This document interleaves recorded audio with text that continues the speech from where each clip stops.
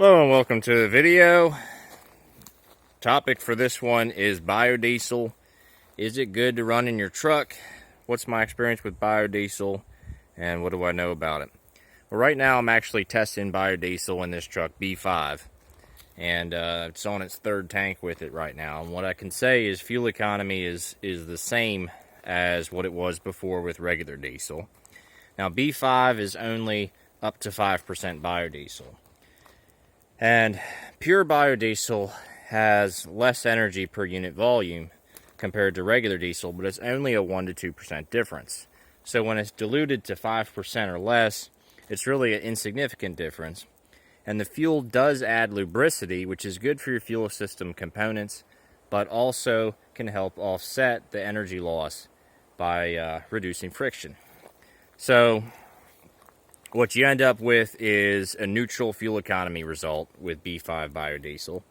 At sometimes in the past, I have seen a fuel economy gain from running biodiesel. In a town I used to live in, there was one station, it was a mobile station, as in Exxon and Mobil, and they had B5 there, and I'd fill up there, and the truck would always run smooth and get better fuel economy than anywhere else that I went. So I did have some success in a positive way with biodiesel in the past on this truck. So, what are some other things to know about biodiesel?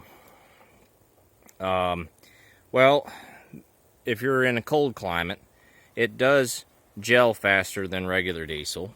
However, it responds to anti-gel the same way regular diesel does. So you don't have to do anything special if you're running biodiesel there. Also, B5 is not the only type of biodiesel you can find. You may find B20, which could be 4 times as concentrated. Now, with B20, maybe you will see a little fuel economy loss because the percentage of biodiesel has been quadrupled in the oil, or in the fuel. And the added lubricity from B20 versus B5 is probably pretty negligible. You probably get most of your lubricity benefits just with B5. So you may see a net decline in fuel economy there. Not as bad as you would see if you have a gas vehicle and you run on ethanol, E85 or something like that. Won't be as drastic of a fuel economy loss, but there may be a little loss. How about, so yeah, talked about B20.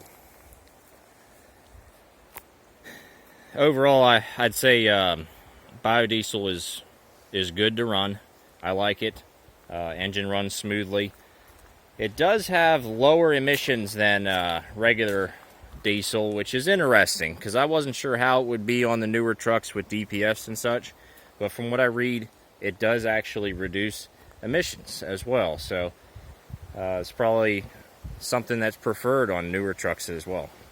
It's hard to find biodiesel. How I find it is, you just try different stations and you look on the pump, and if it says may contain 5% biodiesel, then it's a B5 biodiesel pump. I've seen B20s at some truck stops in different places. One thing to watch out for, though, is biodiesel may have may break down rubber lines in your fuel system in high concentrations, so over B20 or at B20. You can also make biodiesel at home, but and I'm interested in that, but I just don't have the space, the time, and so forth to do it, or a source of oil to use to make it. But it is something that's very interesting to me. So I'm not sure how truthful or how drastic that rubber line breakdown is. There are some rubber lines on these trucks. Not much. Most lines are hard lines, so you don't really have much to worry about.